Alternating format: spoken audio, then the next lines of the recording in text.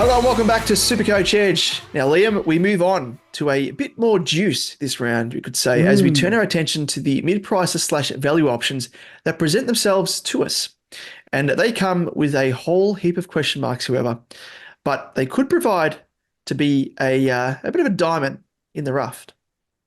Yes, I love finding a little sneaky diamond in our SuperCoach sides. It'll be interesting to talk about some of these guys as well, because I think there's some definite value there and some definite strategy plays that'll be interesting to talk about as well. But before we get there, let's let the people know about our free public group. So you can join that, as we have been doing for the last 4 years, as I learnt last episode, which is via the code 123391. That is 123391. The winner of that group will receive a coveted SuperCoach Edge Championship ring via our friends at SuperCoach Championship Rings. So make sure to jump in and make sure to check out SuperCoach Championship Rings for, I guess, all of your championship ring needs. Yes. Yeah, I was going to say that as well. No, what is it? What do you call it? It's a trophy, Yeah, I was like trying to think of something else. Trophy is a good one for all your, awards, all the prizes. League prizes. League prize things. Yes, because they are nice little bit of bling to add to the collection. But also, before we kick off, let's just quickly run through our social channels, and you can watch us on YouTube just by searching SuperCoach Edge, and please remember to subscribe so we're notified. So you're notified of when our content drops from week to week. We obviously know when it happens, but do you? That is the question. Do you? On Twitter, you can find us at @SuperCoach_Edge. Damon at DamoJ88.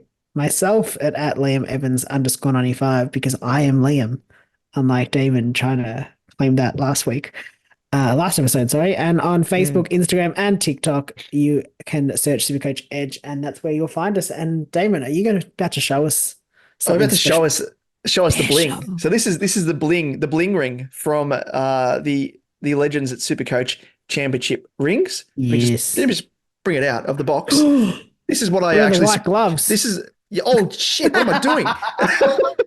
This is like the Melbourne Cup. Apparently.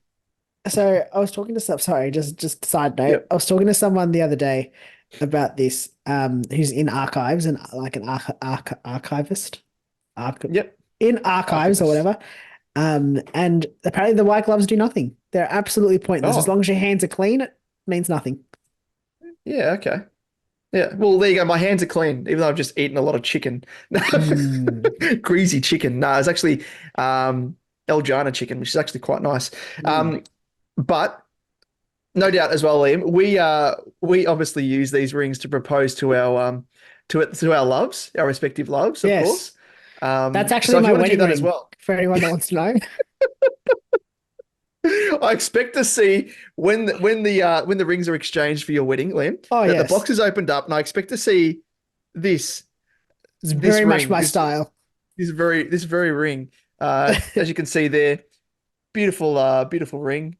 Oh, there you go. The focus is working. It says there we go. The 2024 champion on the side, very stylish, and you see there the Diamantes. Whoops, I'm losing it there, and it has AFL on the side. So it looks like a Green Lantern ring.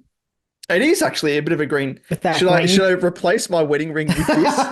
See how long it takes someone to notice. Yeah, I reckon she's going to get Spider-Man with his spider senses are tingling. This is going to be like that. As soon as I take off the ring, she's going to be like making her Taylor Swift bracelets, and next minute, like the tingles on the back of her neck, she's going to look up like, oh my God, he's taken off the ring. All the beads go everywhere. Yeah, exactly. There it goes. It doesn't fit my finger. Your other true love. Yeah, exactly right. So probably could do that. The mistress, exactly. The mistress ring. I'm married, and this is the mistress ring, and it fits a treat as well. There we go. Together as one. Together as one. A match made in heaven. But anyway, Liam, let's get into our episode, shall we? So, what are we looking at again? Mistress rings. Value options. Mid-pricer / value options. So that is a value option. That ring is value. Oh boy.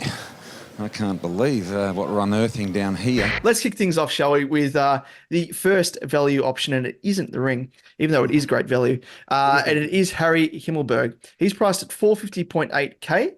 and he had a 2023 average of 80.6.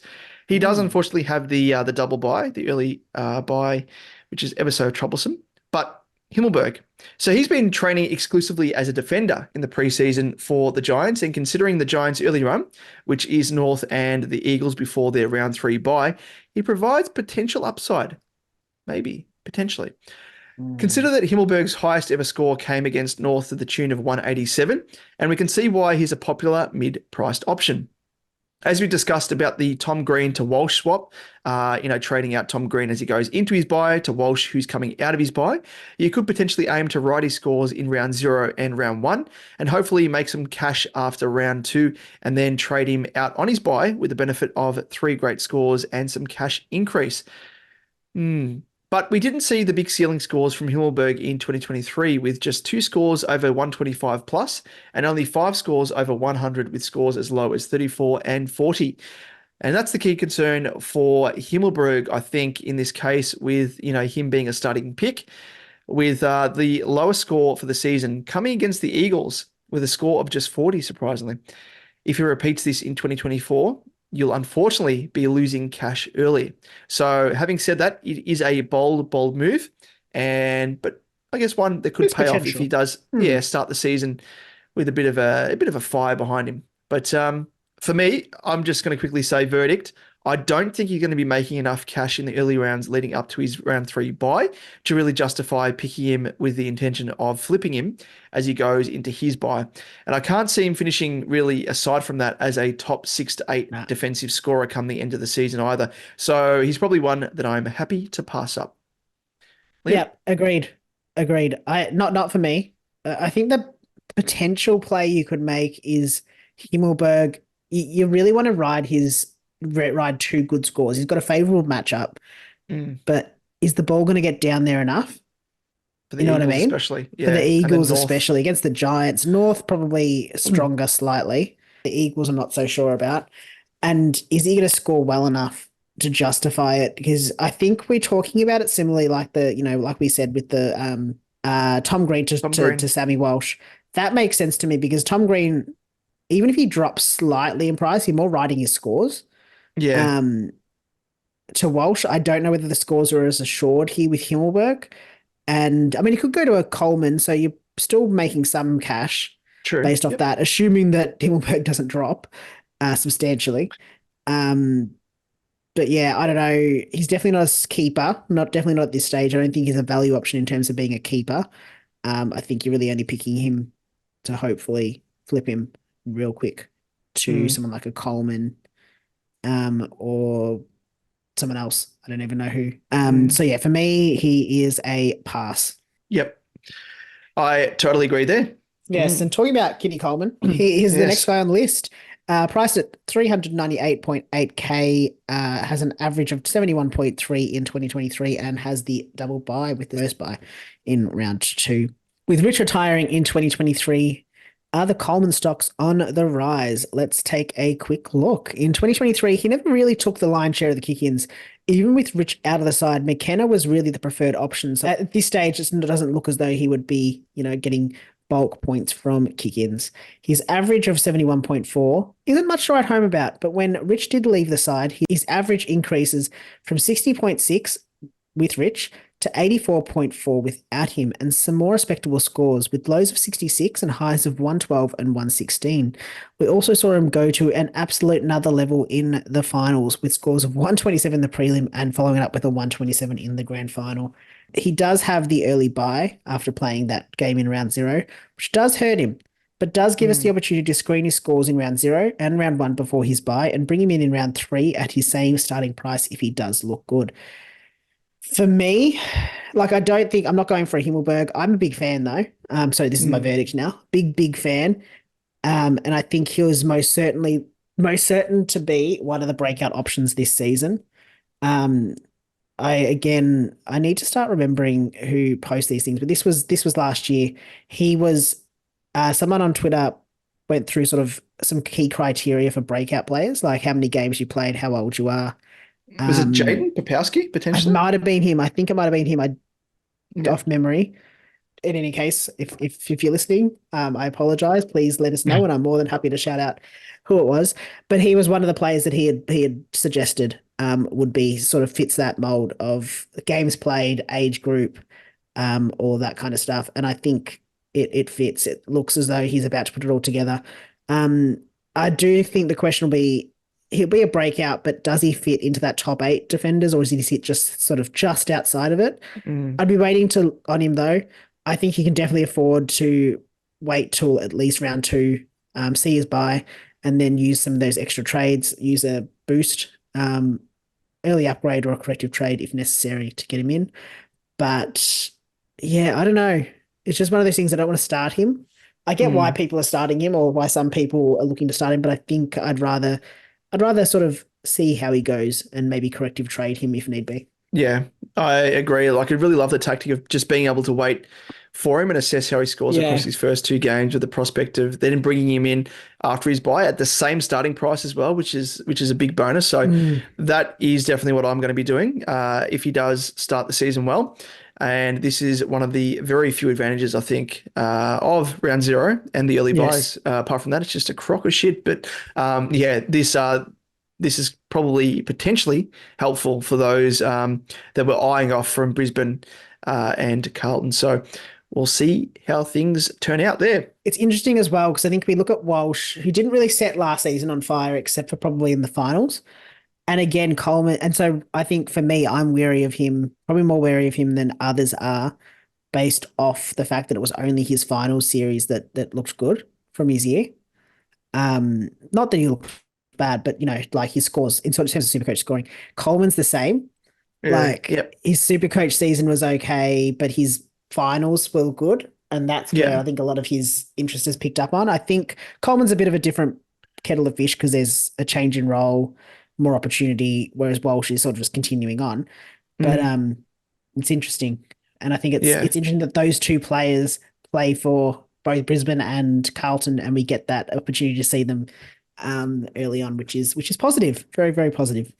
Yep, exactly right. So, yeah, a kind of, you could do both. Yeah, like we spoke of with Sammy Walsh in his episode, you could potentially go for Tom Green and then flip him to see, how Walshy goes in his first couple of games, and then flip him for the same starting price. And you could do the same thing here with Coleman. So yeah, it's quite funny, isn't it, that you can do it with both potentially. But let's move on to another candidate, and it is Connor BUDARICK.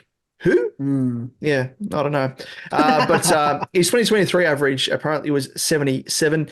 He's priced at 301.2K and does unfortunately have the double buy.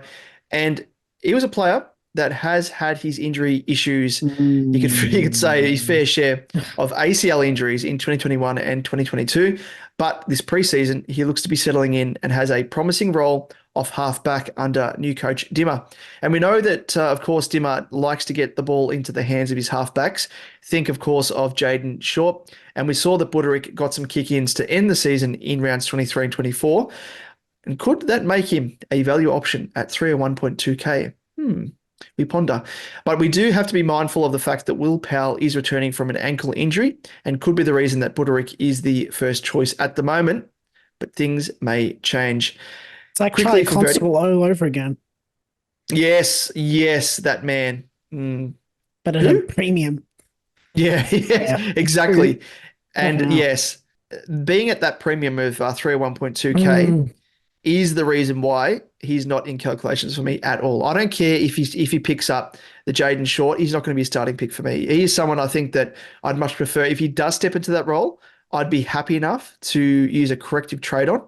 But to fork out that sort of coin on someone that is that expensive, for a questionable role, and someone that's only played, I think it was ridiculous, it's something like 12 games or something in the past 3 years, 14 games, something. Too many question marks. So for me, I will be sitting back and watching. What about you, Liam? Yeah, I'm a watch and see.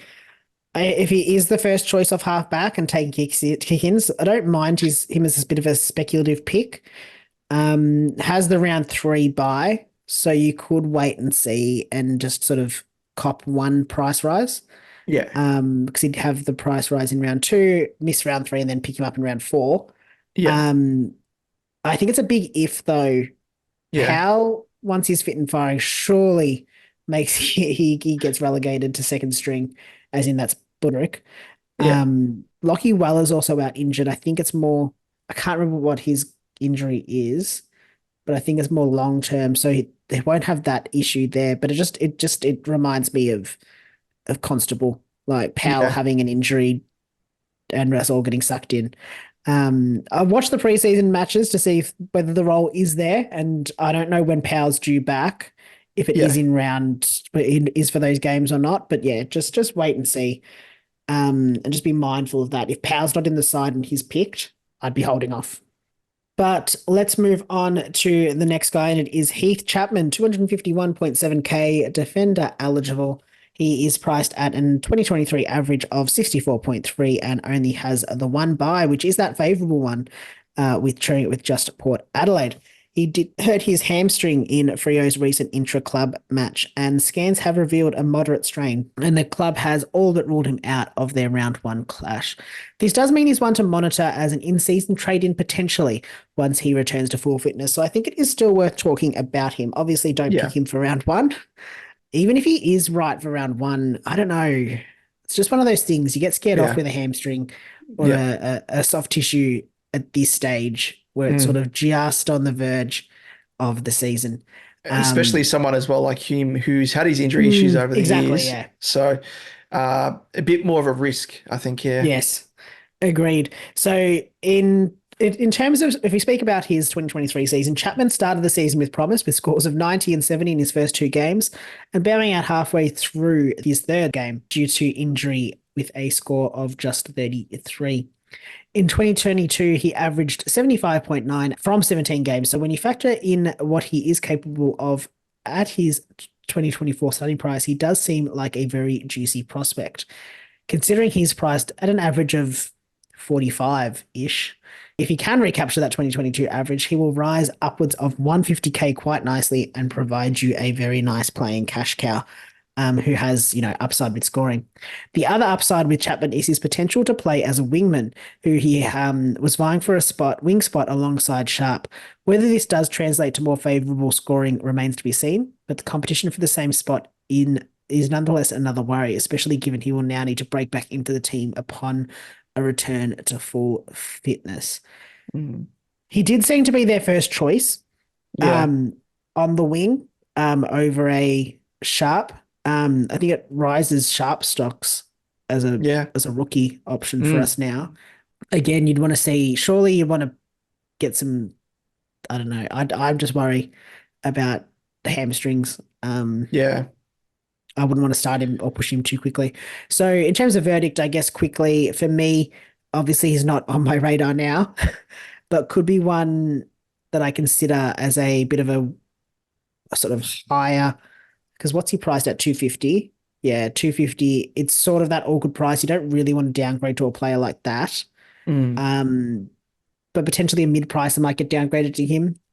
Just knowing that he'll rise in price sort of quickly potentially. But yeah, one to watch and see as the season starts. Yeah. Yeah, he's definitely one to consider once he returns. I mean, we do have the benefit of once he returns, you can see him for 2 games. Exactly. Yeah. So if he returns in round 2, he faces North Melbourne and then Adelaide in round 3. And then his game that he's going to be on the bubble going into the price rise is against Carlton in round 4.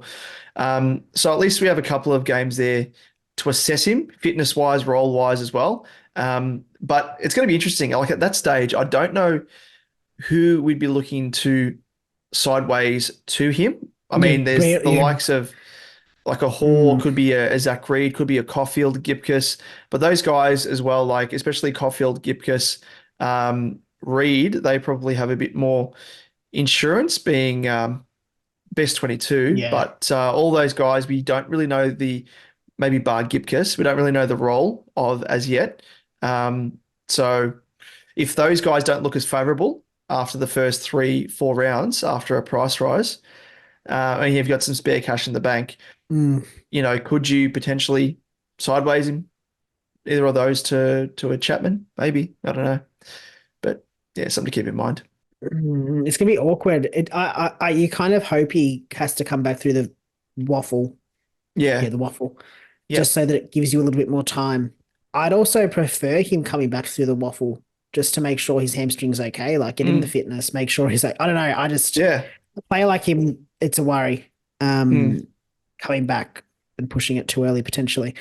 It's sad news. It is sad news because he was one that was definitely in my side locked in. But we will have to see. Maybe I don't know. Maybe I have to go up to a BUDARICK. Oh no. Oh no. Who? Yeah. I still have no idea who this bloke is. But yeah, no, it's something we'll have to assess. And I mean, the benefit is if you did have him in your team, it now means that you've got a bit of cash to spend if you're trading him down to say, if you bring in, say, a Reed if you didn't have him, or any other equivalent rookie. Means you can afford Dacos and you can afford Bont now. Yeah, exactly. Well, if you had Dacos in your midfield, you can easily swing him back now, and then maybe pick up a genuine midfielder rookie in Chapman's place. Just the swings. It's interesting. Yeah.